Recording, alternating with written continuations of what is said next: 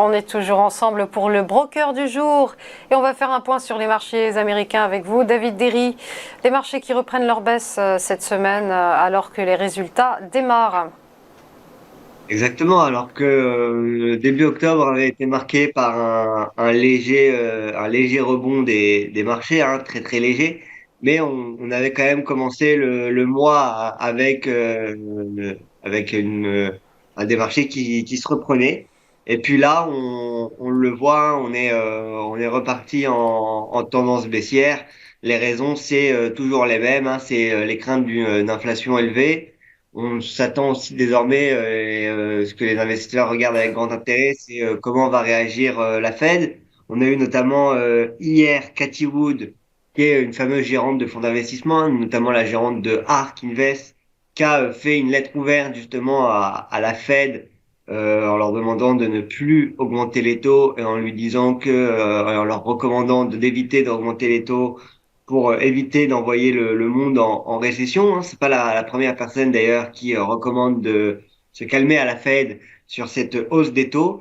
Mais justement, on voit que les marchés, pour le moment, ils continuent à leur baisse, hein, parce qu'on est sur des plus bas annuels, que ce soit sur le Nasdaq qui se retrouve désormais en dessous des 11 000 points à 18 887 points exactement aujourd'hui, le S&P qui est en dessous des 3600.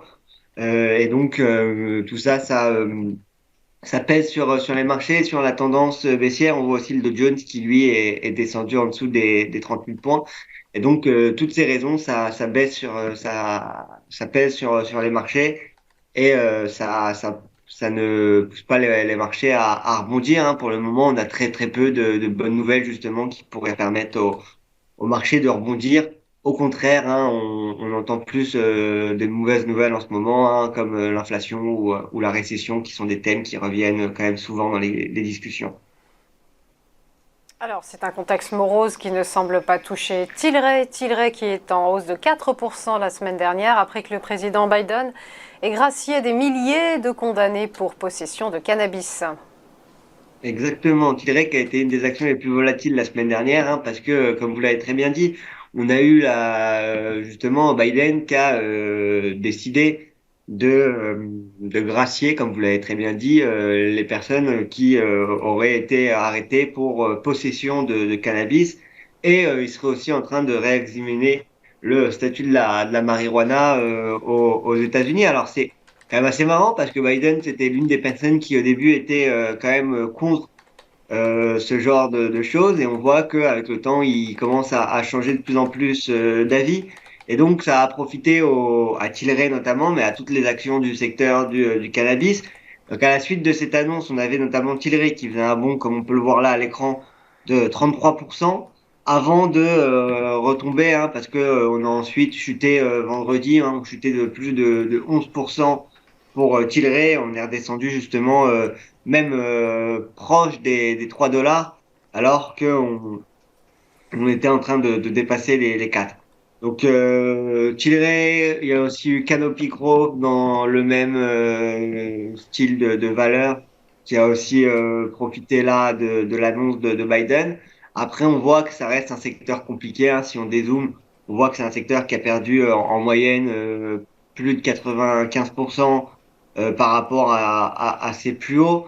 Et donc, est-ce que ça pourrait être pas un signe de reprise du marché? Il faudra suivre ça, hein, parce que c'est un marché qui a quand même beaucoup souffert. Et donc, on a quand même une possibilité de gain si le marché se reprend assez intéressant. Après, ça reste un marché quand même très volatile et qui est pas adapté à tous. Mais aujourd'hui, on se retrouve quand même au plus bas sur ces valeurs. Donc, avoir un œil avec l'actualité du moment et cette dépénalisation qui devrait arriver aux États-Unis. Hein. Pour rappel, c'est déjà légal dans plusieurs États. Hein. C'est légal dans environ 39 États à des fins récréatives, dans 39 États aux États-Unis à des fins médicales et dans 19 États à des fins récréatives. Donc ça commence à être de plus en plus accepté et donc ça pourrait bénéficier justement aux valeurs de ce secteur. Pour ceux que ça intéresse, on a aussi un smart portfolio sur la plateforme, un Cannabis Care qui permet d'avoir une exposition aussi à ce valeur. Quelque chose me dit qu'on va y revenir plus tard dans cette émission. On va enchaîner avec PayPal. PayPal qui perd plus de 6% hier après avoir évoqué des amendes de 2 500 $ en cas de désinformation. Exactement, et ça n'a pas du tout plu au marché parce que le marché l'a pénalisé. Alors déjà, on a vu des milliers, voire des centaines de milliers d'utilisateurs justement se plaindre sur les réseaux et dire que c'était une aberration hein, de pouvoir justement prendre une amende de 2 500 $ en cas de désinformation ou si un utilisateur diffusait de la désinformation. PayPal s'est ensuite excusé et a retiré cette idée. Alors pour rappel, c'est pas non plus la première fois que PayPal met des amendes parce que PayPal a déjà mis en place des pénalités de 2 500 $ pour les utilisateurs qui faisaient des choses illégales, notamment la promotion ou la vente de drogue ou de la violence.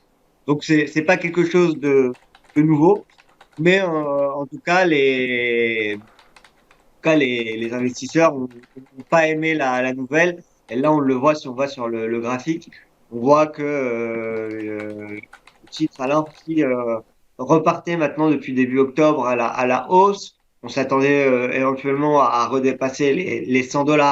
100 $ qui joue quand même le rôle de résistance majeure aujourd'hui sur PayPal, donc ce sera quand même un niveau à surveiller.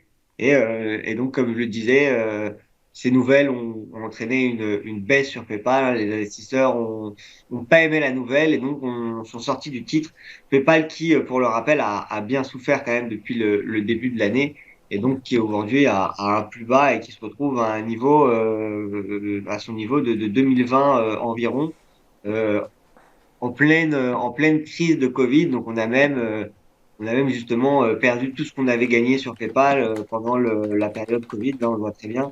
On est désormais en dessous à 84,52 $ Donc, PayPal, je pense que l'avoir à l'œil, notamment pour un investisseur moyen long terme, après un rendement de moins 66%, moins 67% environ sur un an, ça fait sens. Et donc, garder un œil sur PayPal en ce moment pour un investisseur moyen long terme, ça fait totalement sens.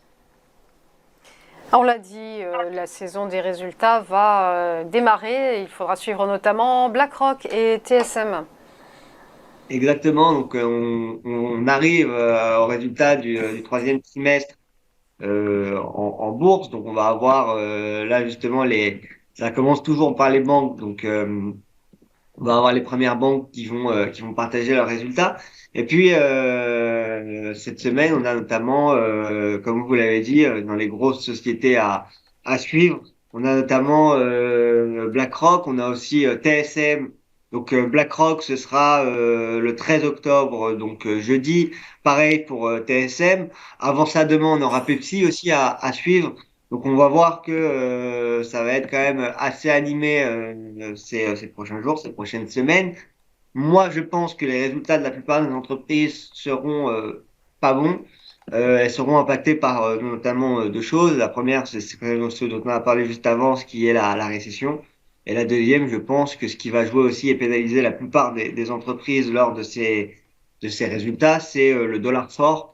Parce que, pour rappel, si on regarde l'euro-dollar ou le dollar a beaucoup a très très bien performé justement par rapport aux autres monnaies depuis maintenant quelques mois. Et donc ça devrait peser aussi sur les entreprises américaines, notamment les entreprises américaines qui ont une forte part de leur business à l'étranger. Et donc ça devrait jouer un rôle. Voilà, donc il y aura Pepsi, il y aura TSM, il y aura BlackRock cette semaine. À suivre aussi, il y aura aussi Domino's, il y aura aussi Delta Air. Donc ce sera les premiers, ce seront les premières entreprises qui vont commencer à partager. La semaine d'après, on va avoir les banques. Ensuite, ça va être suivi par les entreprises tech comme Apple, Amazon, Google, etc. Donc on risque d'avoir un peu de volatilité encore pour le mois d'octobre et on suivra tout ça et on viendra le commenter en direct sur le plateau toutes les semaines.